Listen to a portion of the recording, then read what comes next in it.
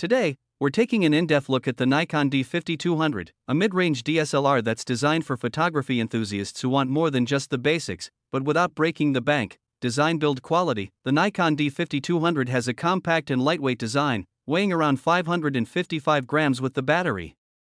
The body feels solid, though it's primarily made of polycarbonate rather than magnesium alloy. Image quality. The D5200 features a 24.1 megapixel APS-C CMOS sensor with no optical low-pass filter, giving you sharp and detailed images.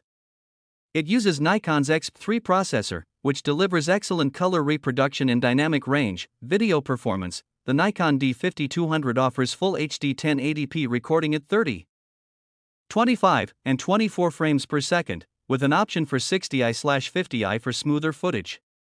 It includes a built-in stereo microphone, and there's also a 3.5mm mic input for better audio quality. Overall, the Nikon D5200 is an excellent choice for photographers moving beyond entry-level cameras.